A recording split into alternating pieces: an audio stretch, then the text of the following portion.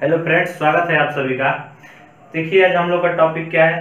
राष्ट्रीय ध्वज। बहुत ही महत्वपूर्ण टॉपिक है और यहाँ से आर्मी जीडी के एग्जाम में ज्यादा क्वेश्चन 2 से 3 क्वेश्चन जरूर पूछे जाते हैं। और जितना भी क्वेश्चन पूछा जाता है और जितना भी क्वेश्चन यहाँ से बहुत ही बेहतरीन क्वेश्चन निकलता है, सारी क्वेश्चन को हम लोग लाइन बाई लाइन क्लियर करेंगे। ठीक है, तो चलिए देखिए, राष्ट्रीय ध्वज।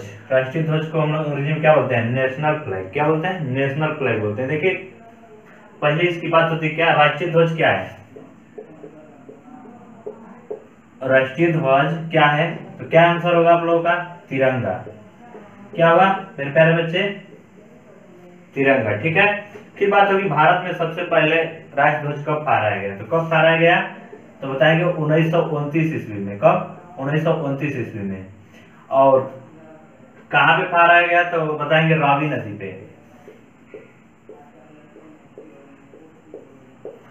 रावी नदी पे। और यहीं पे पूर्ण स्वराज की मांग की गई थी। क्या? पूर्ण स्वराज की मांग की गई थी। क्या? पूर्ण स्वराज की मांग की गई थी। ठीक है, समझ में आ गई? यहीं पे जो है पूर्ण स्वराज की मांग की गई थी। ठीक है, फिर आगे देखिए, आगे क्वेश्चन क्या होता है कि संविधान सभा में राष्ट्रीय ध्वज को कब अपनाया गया? तो राष्ट्रीय ध्वज को संविधान सभा में कब अपनाया गया? तो बताएंगे 22 जुलाई 1947 ईस्वी को। कब? 22 जुलाई 1947 ईस्वी को। ठीक है, समझ में आ रहा है? देखिए फिर से, राष्ट्रीय ध्वज क्या है? तिरंगा है। राष्ट्रीय ध्वज को भारत में कब फहराया गया था? तो बताएंगे 1929 ईस्वी में। कहाँ पे? तो रावी नदी पे। और यहीं पे पूर्ण स्वराज की मांग की गई थी। ठीक है, फिर देखिए, संविधान सभा में कब अपनाया गया? तो बताएंगे 22 जुलाई 1947 ईस्वी को। ठीक है, फिर देखिए, बात होगी संविधान सभा को राष्ट्र ध्वज। क्या बात होगी? देखिए, संविधान सभा को राष्ट्र ध्वज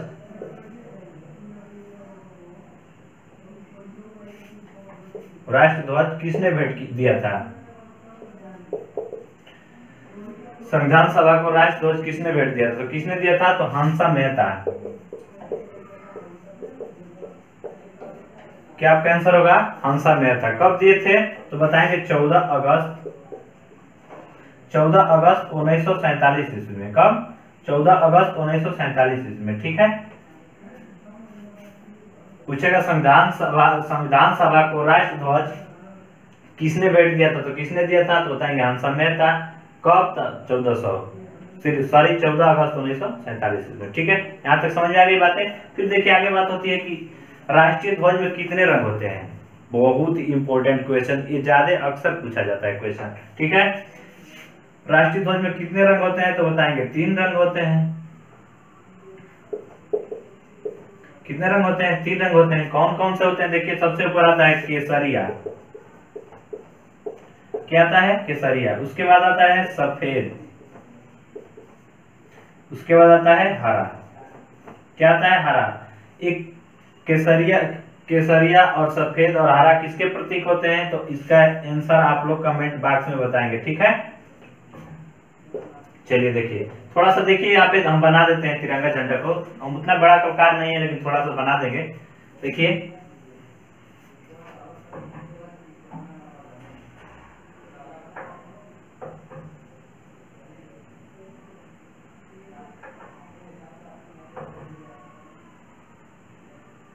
देखिए यहाँ पे क्या है? अशोक चक्र होता है, शायद ऐसा ही होता है। देखिए, पूछेगा ना, फिर यहाँ पे देखिए क्वेश्चन पूछेगा राष्ट्रीय ध्वज का लंबाई और चौड़ाई का अनुपात। तो लंबाई और चौड़ाई का अनुपात कितना होता है? तो 3:2 होता है। कितना होता है? 3:2 होता है। ठीक है, फिर पूछेगा कि अशोक चक्र किसको दर्शाता है? तो किसको दर्शाता है? तो बताएंगे जीवन को गतिशील बनाए रखिए। ठीक है, फिर देखिए आगे बात होगी कि जो अशोक चक्र है, इसका रंग कैसा होता है? बहुत ही इंपॉर्टेंट क्वेश्चन, बहुत इंपॉर्टेंट क्वेश्चन। अशोक चक्र का रंग कैसा होता है? अशोक चक्र का रंग कैसा होता है? तो बताएंगे नीला। क्या क्या आंसर होगा आप लोगों का? नीला। ठीक है, फिर अशोक चक्र में कितने तिलिया होती है? कितने तिलिया होती है? तो बताएंगे 24। कितने तिलिया होती है? 24 तिलिया। प्रत्येक तिलियों के बीच में 15 अंश का कोण बनता है। देखिए, ये प्रत्येक तिली है ना, इसके बीच में 15 अंश का कोण बनता है। कितना? प्रत्येक तिलियों के बीच में 15 अंश का कोण बनता है। समझ में आ रहा है? फिर देखिए आगे, ये 24 तिलियां किसको दर्शाती है? जो 24 तिली होती है किसको दर्शाती है? तो बताएंगे दिन के 24 घंटे को। क्या? दिन के 24 घंटे को किसको दर्शाती है? तो दिन के 24 घंटे को। और फिर बात होती है, देखिए यहाँ पे अशोक चक्र को कहां से लिया गया है? बहुत ही इंपॉर्टेंट क्वेश्चन है। देखिए पूछेगा कि अशोक चक्र को कहां से लिया गया है, तो कहां से बताएंगे? सारनाथ से। कहां से लिया गया है? तो सारनाथ से लिया गया है। और सारनाथ का प्राचीन नाम क्या होता है? तो ऋषिपत्नम। सारी बातें को हम बता देंगे लाइन बाय लाइन, बिल्कुल घबराइए मत, ठीक है। देखिए पूछेगा कि अशोक चक्र कहां से लिया गया है, तो कहां से लिया गया है? तो बताएंगे कहां से? सारनाथ से। कहां से? सारनाथ।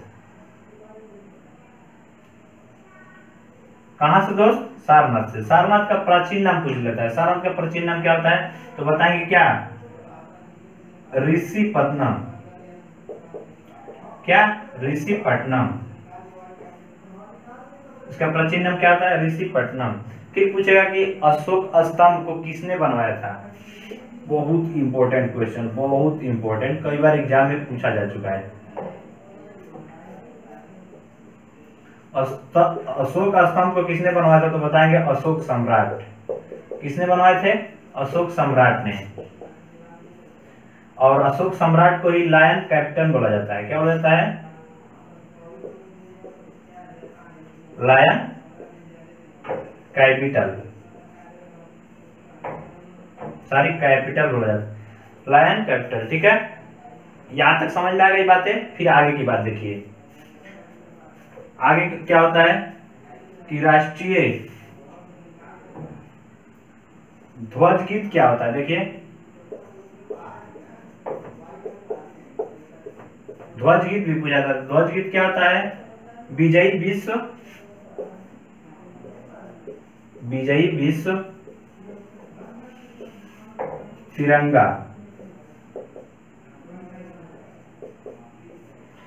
विजयी विश्व तिरंगा प्यारा क्या होता है? देखिए ध्वज गीत क्या होता है? विजयी विश्व तिरंगा प्यारा। इसका लेखक कौन थे? तो बताएंगे श्यामलाल,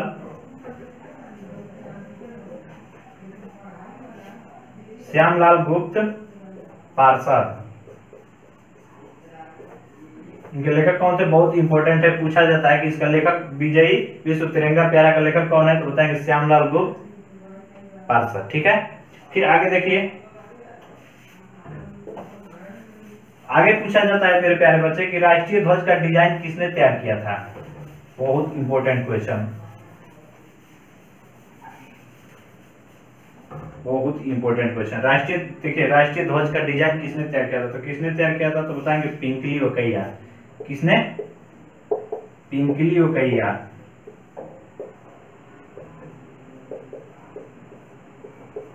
किसने मेरे प्यारे बच्चे? पिंकली ओकैया। पिंकली ओकैया कहाँ की थी? तो बताएंगे आंध्र प्रदेश की। कहाँ के? आंध्र प्रदेश के, ठीक है। पूछेगा यहाँ पे क्वेश्चन कि राष्ट्रीय ध्वज का डिजाइन किसने तैयार किया था? तो बताएंगे किसने? पिंकली ओकैया। यानी कि सॉरी देखिए पिंकली ओकैया कहाँ की थी?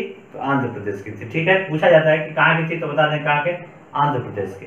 फिर देखिए आगे क्या होती है, भारत में सबसे पहले किसने राष्ट्र ध्वज बनवाया था? बहुत इंपॉर्टेंट क्वेश्चन, किसने बनवाया था? तो बताएंगे किसने बनवाया था मेरे प्यारे बच्चे? तो बताएंगे मैडम भीखाजी कामा। क्या? भीखाजी कामा।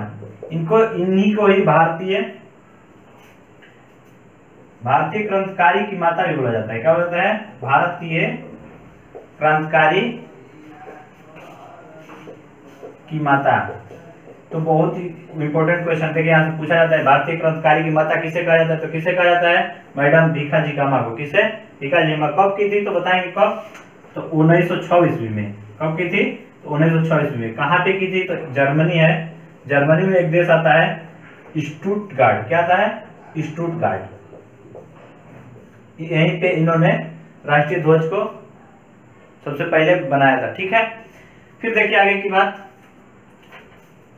आगे की बात बहुत ही बेहतरीन बेहतरीन क्वेश्चन लेके आए हैं। देखिए फिर आगे की क्वेश्चन है हम लोग की।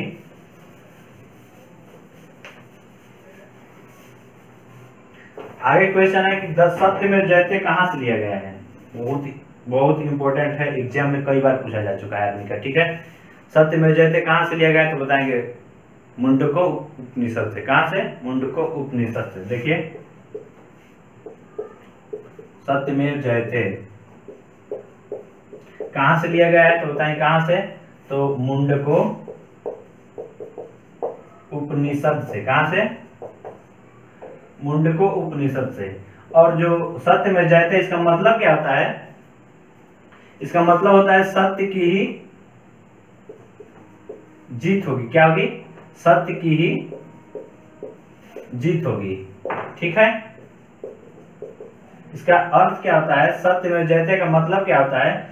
सत्य की ही जीत होगी। ठीक है, समझ में आ गई बातें? देखिए आगे बहुत ही बेहतरीन बेहतरीन बातें होगी। ठीक है, फिर आगे की बात देखिए, पूछा जाता है कि माउंट एवरेस्ट पर सबसे पहले किसने तिरंगा झंडा को फहराया था। ठीक है, राष्ट्रीय ध्वज को माउंट एवरेस्ट पर सबसे पहले किसने फहराया था? तो देखिए माउंट एवरेस्ट पर सबसे पहले किसने फहराया था? तो एक व्यक्ति है, क्या नाम है उनका? तेन सिंह। क्या नाम है?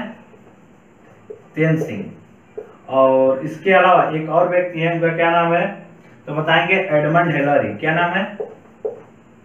Edmund Hillary. एडमंड हिलेरी जो थे कहाँ के थे? न्यूजीलैंड के थे।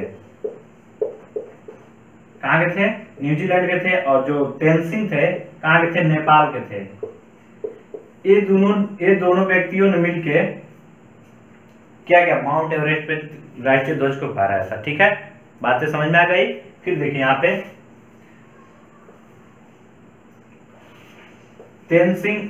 तेनसिंग और एडमंड हिलेरी जो थे पर्वतरोही थे। क्या थे? पर्वतरोही। पर्वतरोही का मतलब क्या होता है मेरे प्यारे बच्चे? पर्वतरोही का मतलब होता है कि पर्वत पे चढ़ने वाले। क्या? पर्वत पे चढ़ने वाले थे। ठीक है, यहां तक बातें समझ में आ गई। फिर आगे देखिए,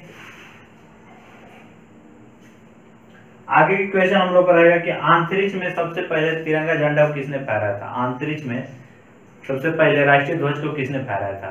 किसने फहराया था? तो बताएंगे राकेश शर्मा। किसने? अंतरिक्ष में सबसे पहले तिरंगा झंडा को किसने फहराया था? तो बताएंगे किसने? तो राकेश शर्मा ने। कब फहराए थे? तो बताएंगे 1984 ईस्वी में। कब? 1984 ईस्वी में। कब फहराए थे? तो 1984 ईस्वी में। देखिए क्वेश्चन कैसे पूछेगा कि अंतरिक्ष में सबसे पहले तिरंगा झंडा किसने फहराया था? तो किसने फहराया था? तो राकेश शर्मा ने। कब फहराया था? 1984 ईस्वी में। ठीक है, फिर आगे देखिए, आगे की बात होगी हम लोग की कि ध्वज। देखिए फिर आगे बात होगी, थोड़ा सा देखिए मिटा लेते हैं उसके बाद।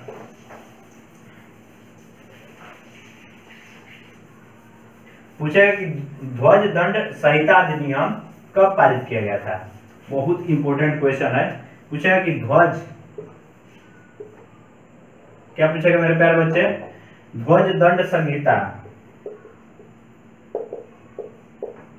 अधिनियम कब पारित किया गया था? तो कब पारित किया गया था? तो 2002 ईस्वी में। कब किया गया था? 2002 ईस्वी में। बहुत इंपॉर्टेंट क्वेश्चन है। पूछेगा कि ध्वज दंड संहिता अधिनियम कब पारित किया गया था? कब पारित किया गया था? बताएंगे 2002 ईस्वी में। ठीक है, फिर देखिए आगे की बात।